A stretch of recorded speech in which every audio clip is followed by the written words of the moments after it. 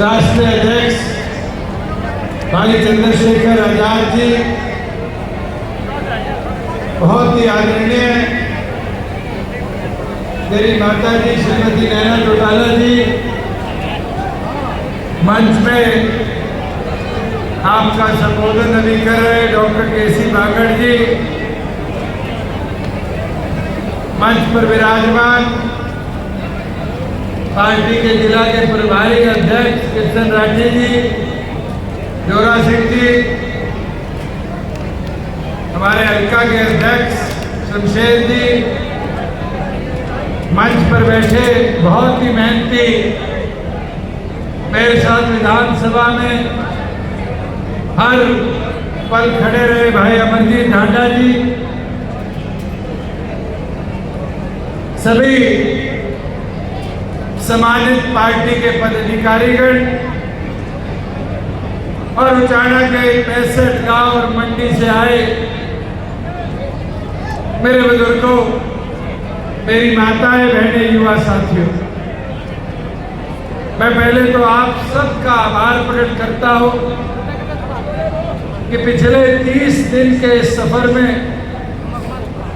एक एक कार्यकर्ता ने, पदाधिकारी ने जी जान लगाकर जो मेहनत करी है,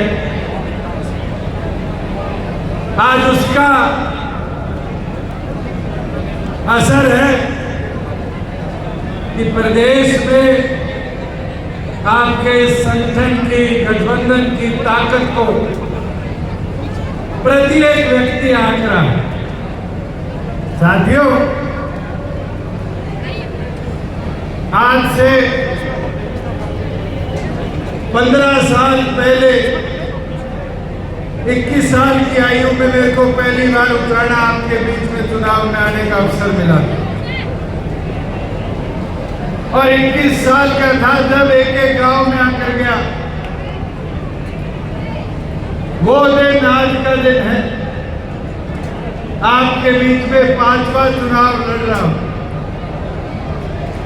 बहुत से लोग मन में ये बहम पाले बैठे थे, दुष्यंत छोड़ जाएगा, भाग जाएगा।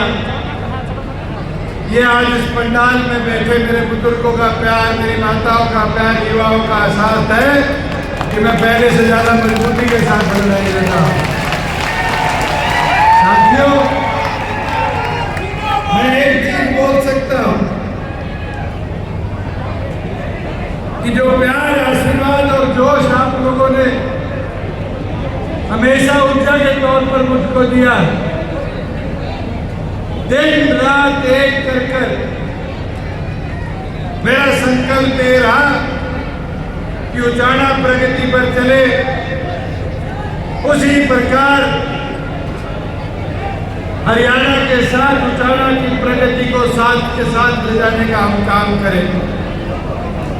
मुझे खुशी है जो लोग 40 साल से यहां राजनीति कर रहे हैं, उनके मन में 26 साल के युवा का खौफ देखो। क्या कहने लगे? छोड़ के भागेगा, छोड़ के भागेगा। मैं छोड़ के भागा? मैं तो वैसे ही मजबूत खड़ा हूं जैसा 14 में चुनाव लड़ने आया था, जब खड़ा था। मगर भाई उनको पूछने का काम करो, तुम छोड़ना कब बंद करोगे? जैसे पक्षी फल देखता है, एक डाल से दूसरी डाल चोंच मारता है, एक डाल से दूसरी डाल को चोंच मारता है, वैसे कुछ इस हल्के के नेता है तो कभी कांग्रेस आई, कभी कांग्रेस, कभी बीजेपी, और अब किसका चुनाव चिन्ह है?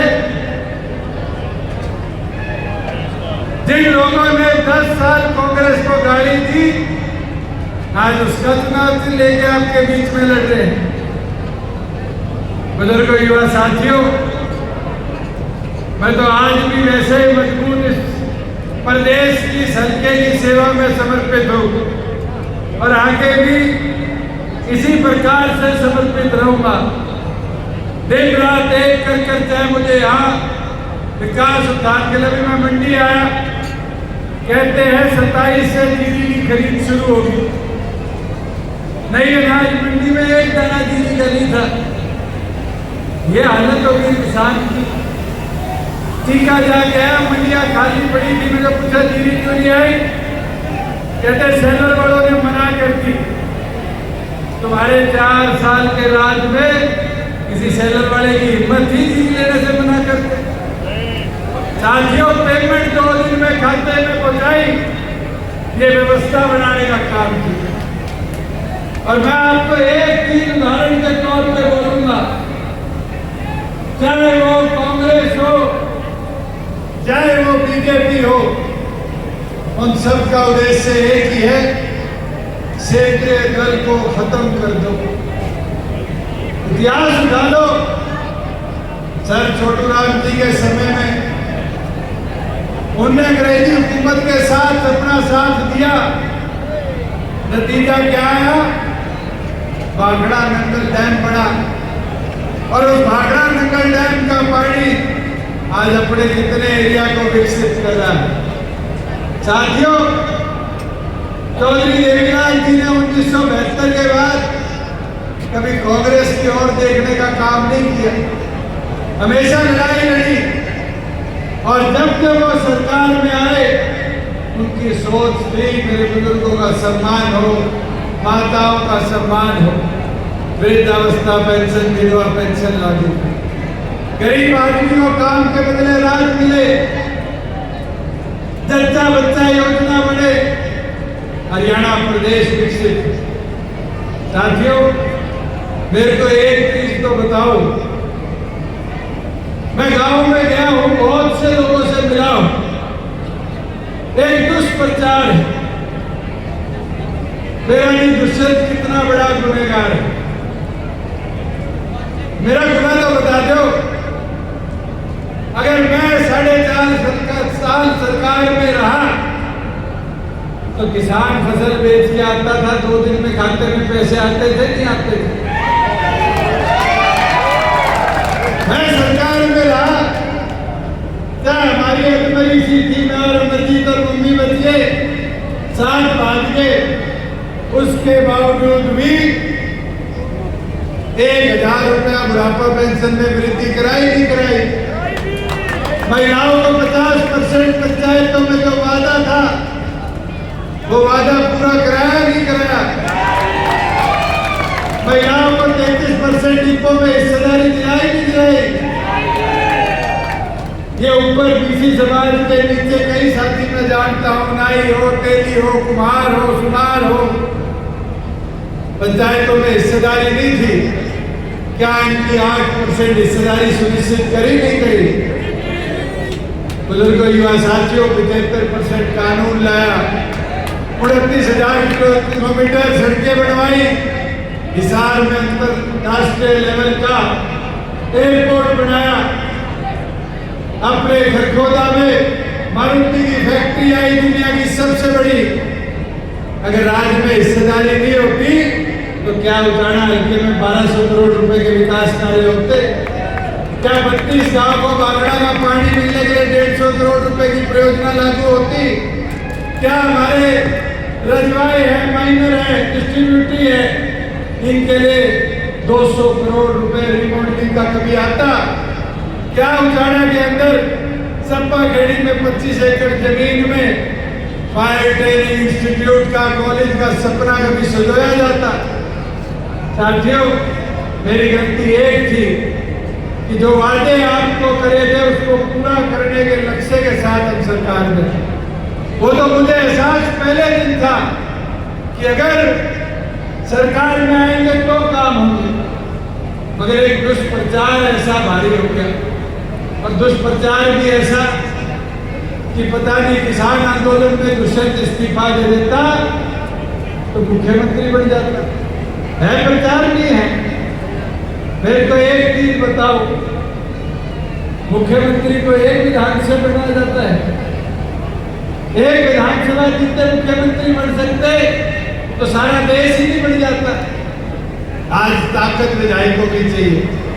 ये जो साथ छोड़ के गए हैं, अनूप बर्गे छोड़ के चले गए, ये तो 2021 में भी छोड़ सकते थे, और 2021 में छोड़ जाते तो धारी चाबी भी नहीं बचती, जननायक जनता पार्टी भी नहीं बचती।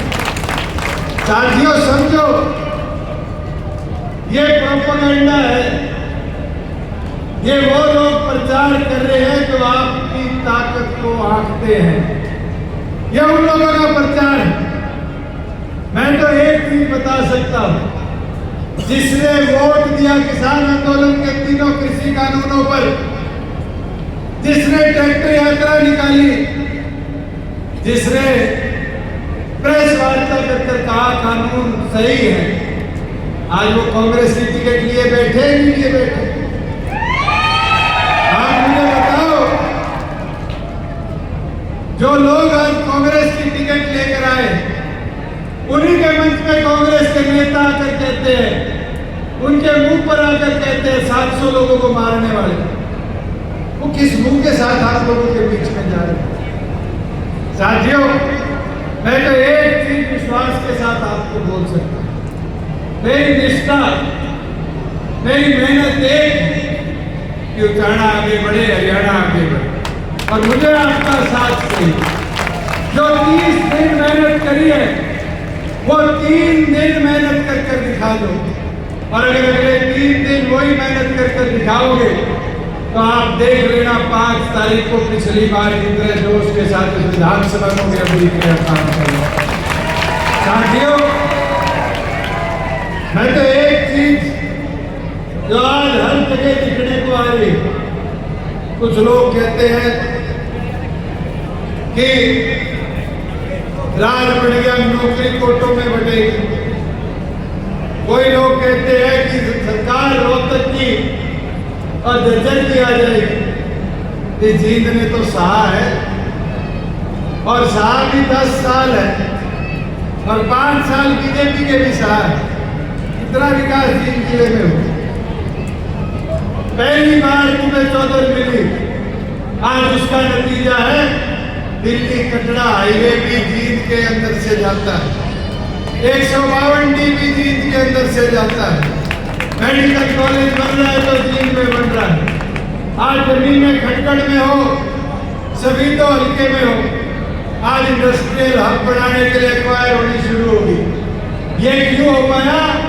क्योंकि राज में आपकी साझेदारी थी, हिस्सेदारी थी, और राज आपके आगे दबता था, फैसले करता था।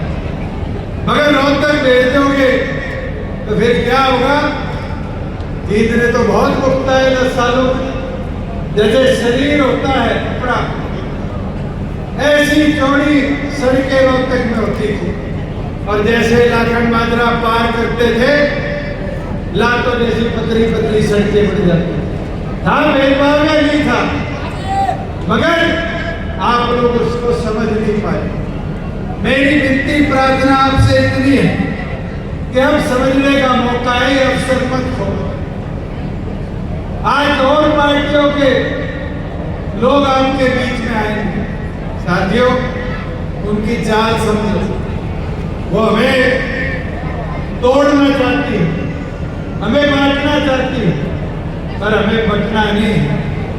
हमें एक उद्देश्य के साथ आगे बढ़ना है कि सिर से ठंडा, मुंह से मीठा, पांव की रफ्तार और पार्टी का प्रचार लेकर आगे जन में जाना है।